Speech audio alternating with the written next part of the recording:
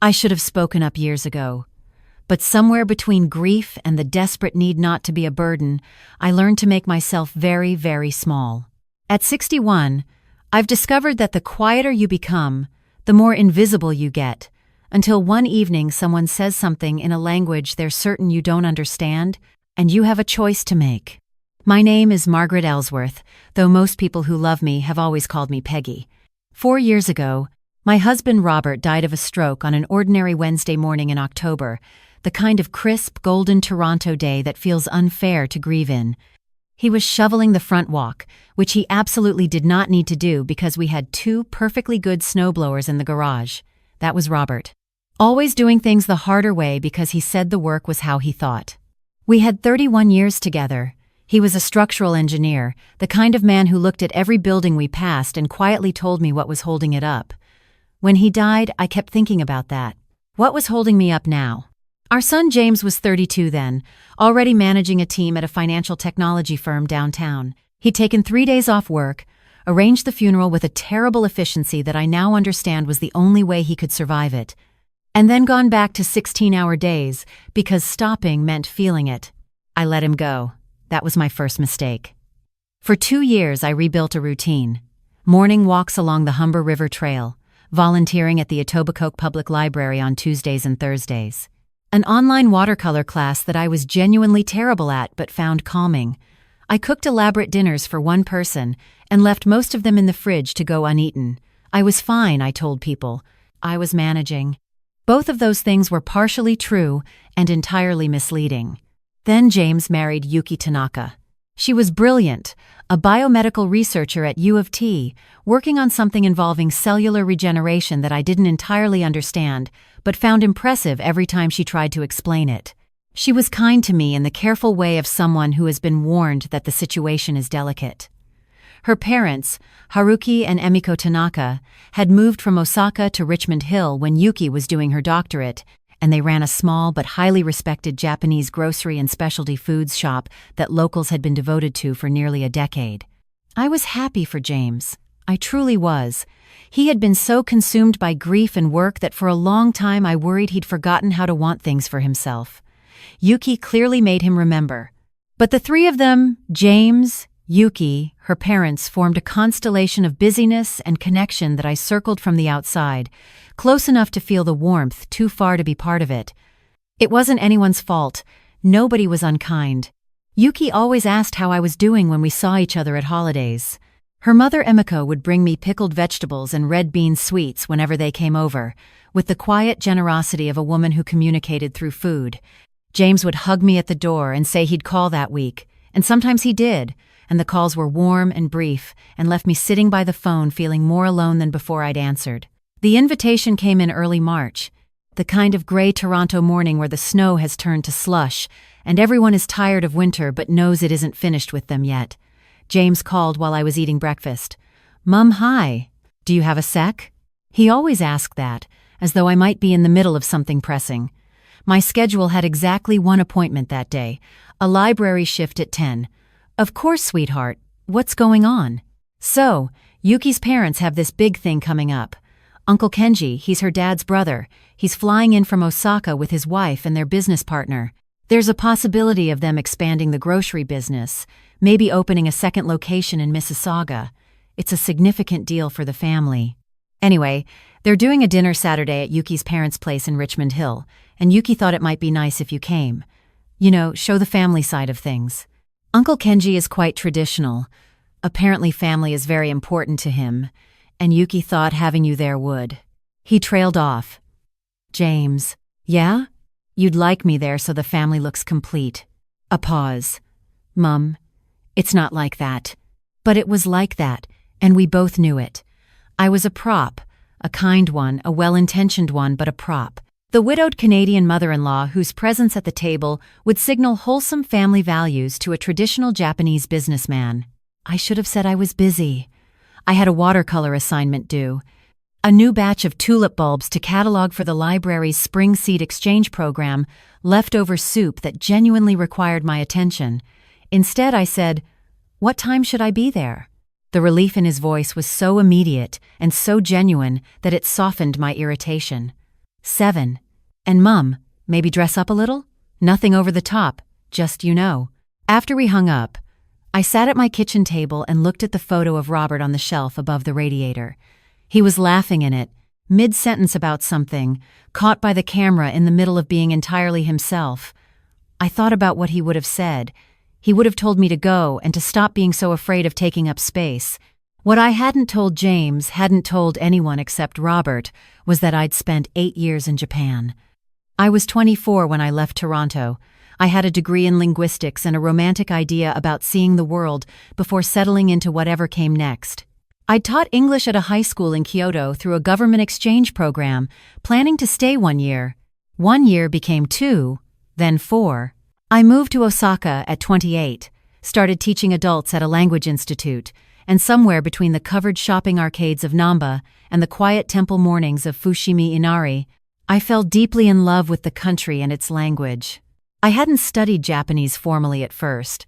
I'd learned it the way you learn anything when you're immersed and young and paying attention, from students who corrected my fumbling attempts with patient laughter, from the elderly woman who ran the tofu shop near my apartment and who seemed to have decided I was her personal project, from ordering food, getting lost, reading signs slowly, watching television I half understood. By my 5th year, I was thinking in Japanese without noticing. By my 7th, I had achieved the kind of fluency that isn't about vocabulary counts, but about understanding the space between words, the formal registers, the way people soften bad news with indirection. Then I met Robert, who was in Osaka on contract for a Canadian engineering firm doing infrastructure assessment after a significant earthquake. We met at a small gallery near Namba Parks, both standing in front of the same photograph, a black and white image of Dotonbori at night, reflected in the canal. I made a comment about it in Japanese without looking at who was beside me, and he said, in English, "I have no idea what you just said, but I completely agree." He came back to Japan twice after that first trip. On the 3rd visit, he asked me to come home to Canada with him. I said yes. I packed up my apartment, said goodbye to Osaka and to that version of myself, and became Margaret Ellsworth, wife, eventually mother, eventual suburban volunteer with a garden too large for one person. The Japanese stayed with me the way languages do when they've really taken hold, quietly, patiently, available whenever I needed it. I read Japanese novels. I watched Japanese films without subtitles. I occasionally thought in it when I was very tired or very sad. James had never known. I'd meant to teach him as a child, but Robert and I had moved to Mississauga and life became school runs and renovation projects and the particular busyness of building something. And somehow the years went by and the Japanese stayed folded up inside me like a letter I kept meaning to send. Saturday arrived with the stubborn gray persistence of a Canadian March evening that hasn't decided whether to rain or snow. I spent longer than I should have choosing an outfit, finally settling on a deep green wrap dress that Robert had bought me for our 25th anniversary, not because I was trying to make a statement, just because it still fit and it still felt like me. Yuki's parents' house in Richmond Hill was warm and beautifully kept, the kind of home where nothing is accidental, every object in its right place, the smell of dashi broth and something roasting coming from the kitchen. My daughter-in-law answered the door in a charcoal wool dress, her expression doing the careful professional warmth I'd come to recognize. "Margaret, I'm so glad you could come. Please, come in. Uncle Kenji and Aunt Fumiko just arrived." The living room held several people. My mother-in-law, I suppose that's what Emiko was to me by extension, though I'd never said it, stood near the kitchen doorway with a glass of green tea.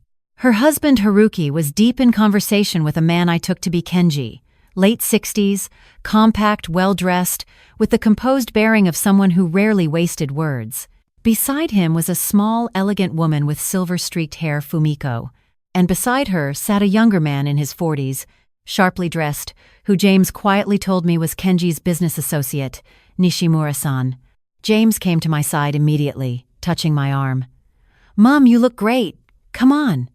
He introduced me with the particular warmth of someone trying to demonstrate closeness. "Uncle Kenji, this is my mother, Margaret." Kenji bowed slightly, his assessment quick but not unkind. "A pleasure, Mrs. Ellsworth." His English was careful and formal. "Please, call me Peggy. The pleasure is mine." James guided me gently to a chair at the outer edge of the seating arrangement. Not excluded precisely, but not central either. I recognized the geography immediately. I was the backdrop, the scenery. I accepted a cup of tea from Emiko and settled in to observe. The conversation moved between English, which Kenji and Nishimura-san used when addressing James and Yuki, and Japanese for everything else. Haruki and Emiko spoke primarily in Japanese, amongst themselves and with Kenji's family, occasionally looping back to English to include James. It was a comfortable multilingual rhythm, the kind that happens naturally in immigrant households, where language is a living thing that shifts with context. I followed all of it, quietly, with the practiced stillness of someone who learned long ago how much you can understand by simply paying attention. The business conversation was serious. Kenji was interested in expanding the family grocery model into a second location, but had concerns. He wanted to understand whether the values behind the original store, the sourcing relationships, the specific regional Japanese products that had taken Haruki 15 years to cultivate could survive scaling. Nishimura-san was the investor, and also, it seemed, the skeptic. "This Canadian market," Nishimura-san said to Kenji in Japanese, his voice low, "I'm not sure it is ready for the specificity of what Haruki-san has built. The first store works because of word of mouth within the community. A second location means mainstream customers who don't understand the difference between what you're selling and what they can get at a regular Asian grocery chain." Kenji responded thoughtfully, "We need to know whether the son-in-law's firm can actually deliver what they're proposing. It isn't just capital we're assessing here. It's whether these people understand what this business is built on." I kept my expression neutral and took a small sip of tea.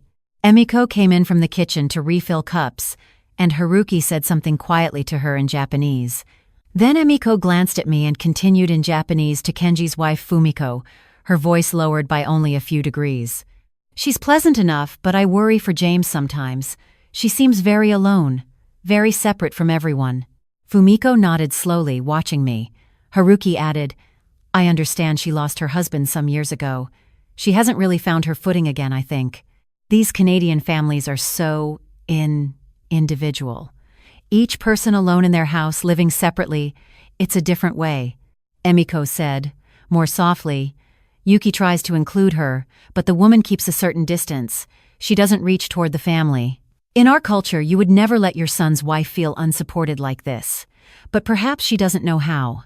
Kenji, who had been listening, said quietly to Nishimura-san, "The family situation seems fragile.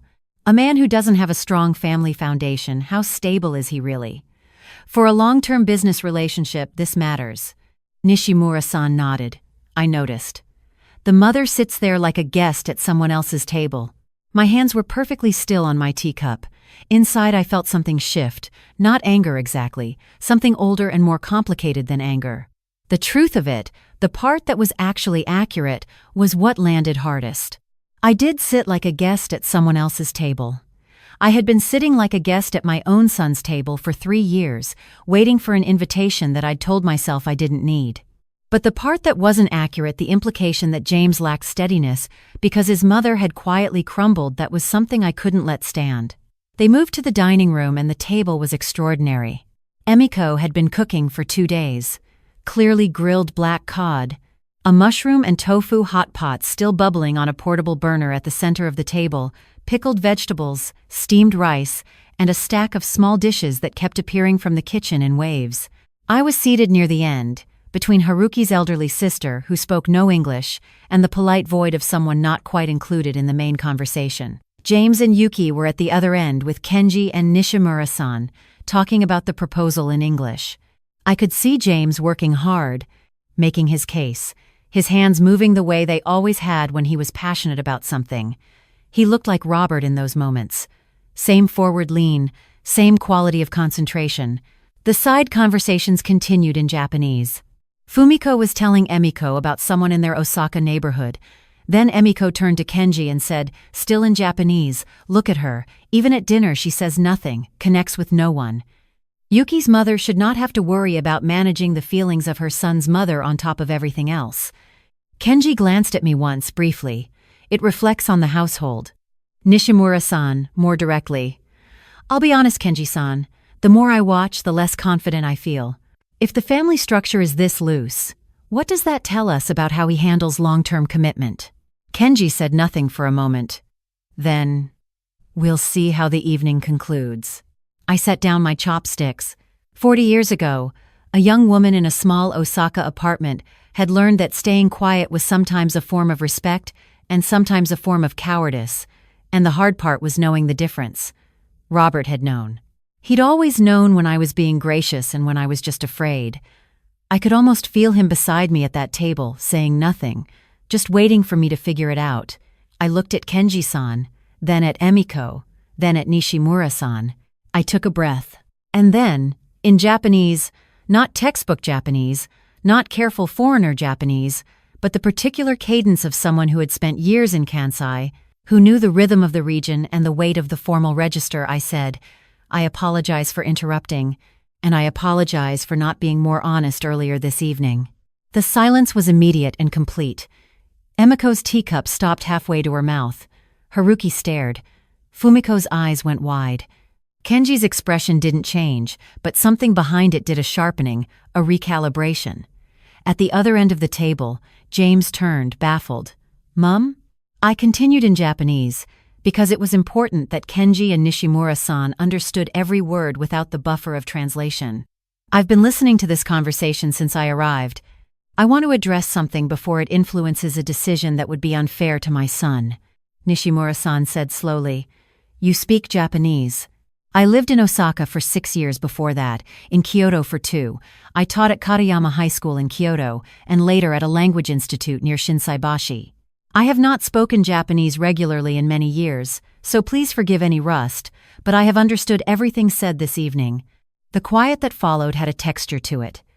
Then Kenji said with great precision, You allowed us to speak freely, knowing you understood.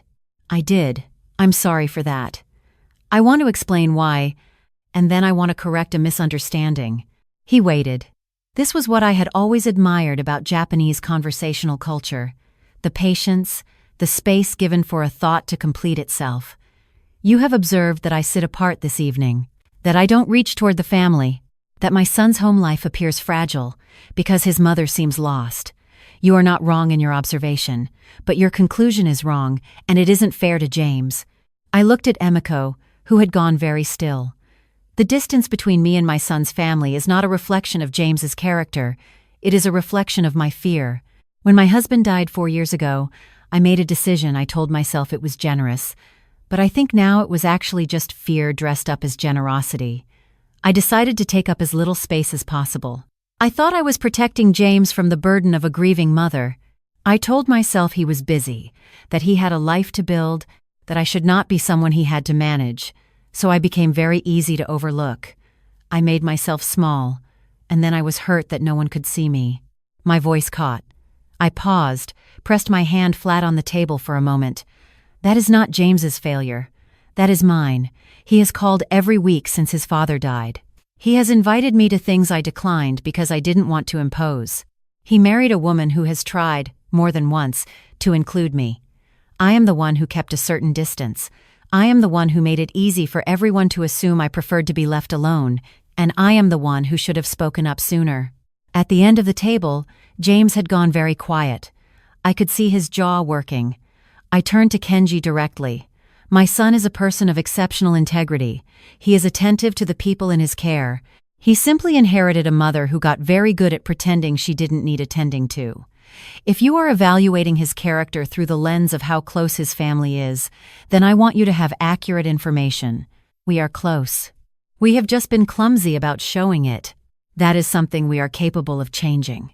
Kenji studied me for a long moment. Then he said, quietly, in Japanese, You speak the Kansai dialect with some fluency. I lived near Dotonbori for 6 years. You absorb things. Something in his face shifted, not quite a smile, but the precursor to one. Which institute near Shinsaibashi? Hayakawa Language Institute. On the street behind the Takashimaya. He sat back slightly. My wife's cousin studied there. Fumiko made a small sound of surprised recognition. Haruki, who had been quiet through all of this, suddenly leaned forward and said to me in Japanese, the first time he'd addressed me directly in Japanese all evening, Why did you never tell us you spoke Japanese? We have had dinner together 3 times. Because I didn't know how to bring it up, without it seeming like a performance, and I suppose I'd gotten so used to keeping that part of my life quiet. Emiko put down her teacup and stood, and for one terrible second, I thought she was leaving the room in offense. But she came around the table to where I was sitting, the way people do when they've decided that a thing needs to be done and distance is no longer appropriate. She sat in the empty chair beside me. Haruki's elderly sister had quietly slipped away to the kitchen sometime during my speech, and she took my hand in both of hers. "Margaret-san," she said. "I said things that were unkind. I thought I was speaking privately. That is not an excuse. I was wrong about you, and I was wrong to say what I said regardless of whether you understood." "You weren't entirely wrong," I said. "I am lonely. I have been very lonely.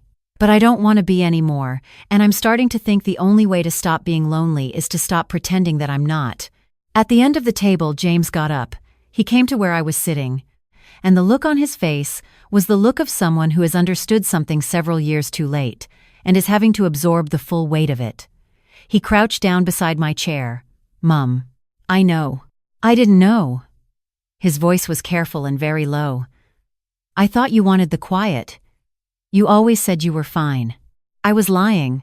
I think I was lying to myself more than to you." He put his forehead down briefly on my shoulder, the way he used to do as a very small child when he was overwhelmed and didn't have words yet for it. I put my hand on the back of his head. Haruki cleared his throat, not unkindly. There was a quality to the room that had shifted entirely. The careful business formality had dissolved into something unplanned and more genuine, the way dinners sometimes go when something true gets said out loud. Kenji spoke then, to the table in general, in English, which felt deliberate, an invitation to include everyone. In my experience, the families I most want to do business with are not the ones who have never had difficulty. They are the ones who know how to tell the truth to each other. This evening has been unexpected. He paused. In a good way. Nishimura-san, to my quiet surprise, gave a short, genuine laugh. "I owe Mrs. Ellsworth an apology. I made several assessments this evening that were based on incomplete information." "As did I," Emiko said.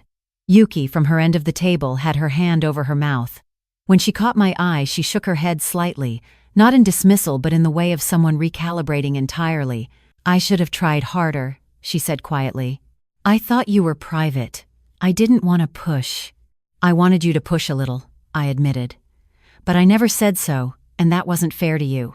Haruki passed the hot pot ladle to his sister, who had reappeared from the kitchen with a fresh dish of pickled radish, apparently unbothered by having missed the emotional centerpiece of the evening. "Eat," he said simply. "Food is getting cold." There was laughter, the kind that comes after tension releases, and we ate. Kenji sat across from me for the rest of the meal and asked me about Osaka. Not in a polite, making conversation way, in the way of someone who was genuinely curious what a Canadian woman from a Toronto suburb had been doing in Kansai in the late 1980s. I told him about the Language Institute, about the particular quality of morning light over the Castle Park, about learning to navigate the subway system in a city that felt impossible at first and then became home. Fumiko joined in, describing streets and shops that had changed since then, and some that hadn't. Nishimura-san asked, at some point, how I'd come to leave. I told them about Robert, about the photograph and the canal reflection at night, about a man who had said, "I have no idea what you just said, but I completely agree," and the way that it felt like a kind of answer to a question I hadn't known I was asking. There was a quiet warmth around the table now. James sat close enough to me that our shoulders were almost touching, and twice he refilled my tea without being asked, a small thing that felt significant.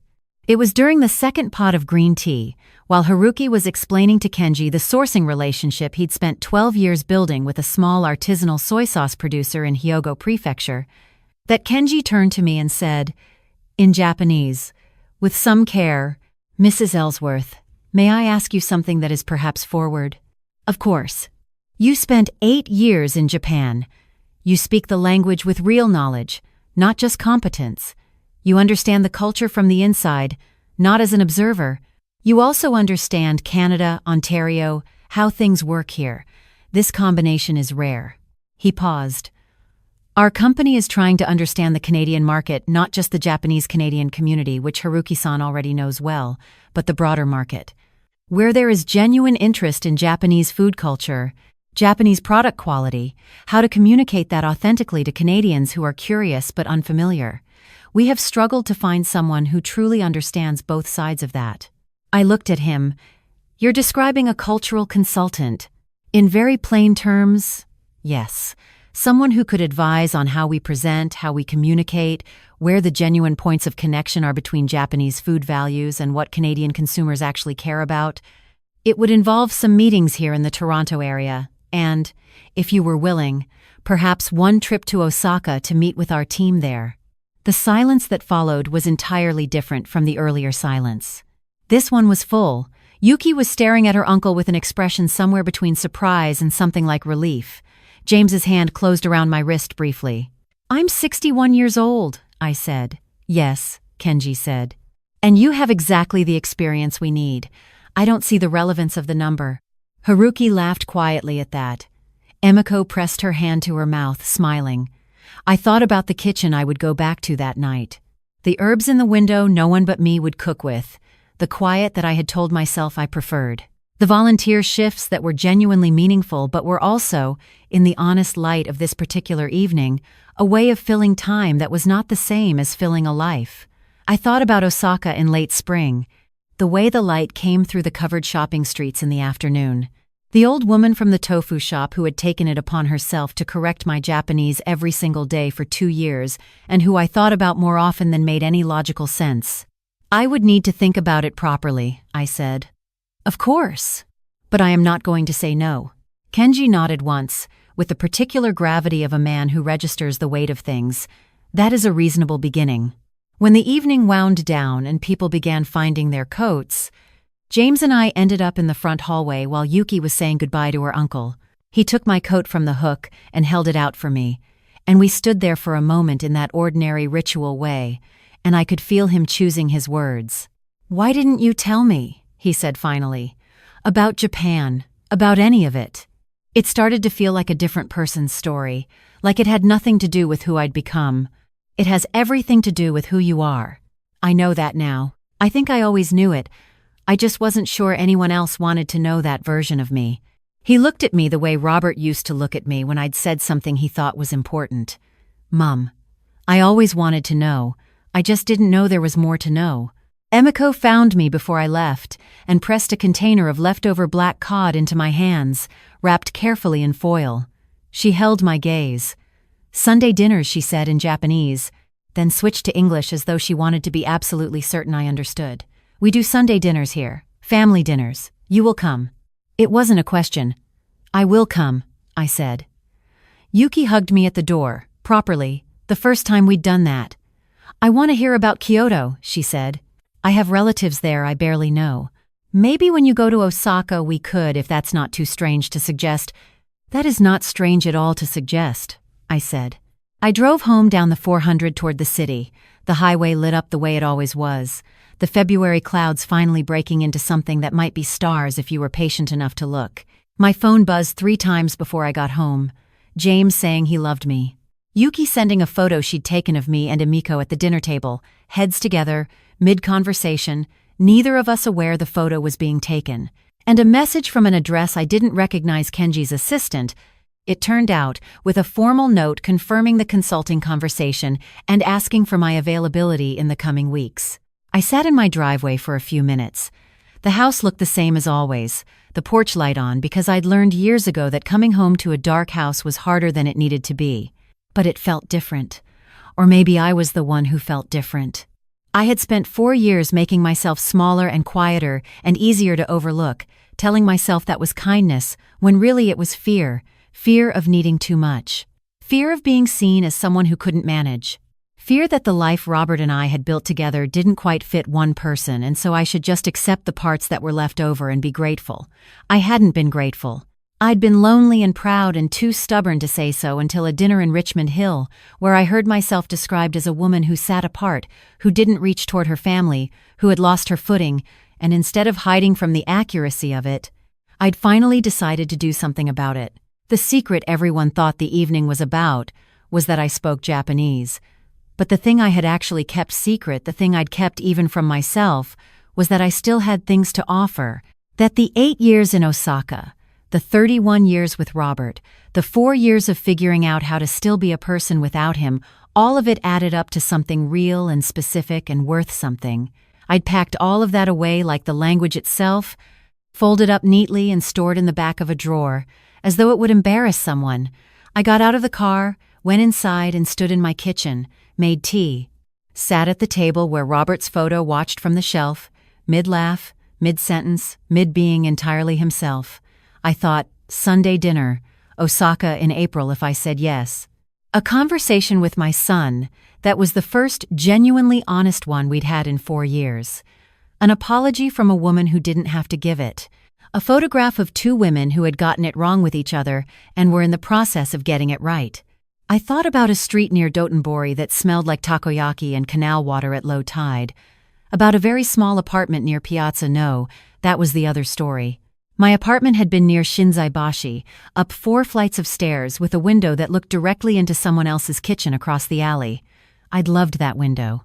I'd eaten breakfast watching an elderly couple have their morning routine every day for 6 years, and never once spoken to them, and I still thought about them sometimes. There was a version of me that had existed before I became Robert's wife and James's mother, and that version was not lost or gone. She was fluent in a language I'd nearly convinced myself was irrelevant. She had walked night markets alone in a foreign country at 26 without fear. She had stayed in a place she loved for 8 years because she was brave enough then to know when she was exactly where she should be. I could be brave enough again. I picked up my phone and opened the email from Kenji's assistant. I typed a reply that was brief and clear and took up exactly the space it needed to. I wrote, "Thank you for following up.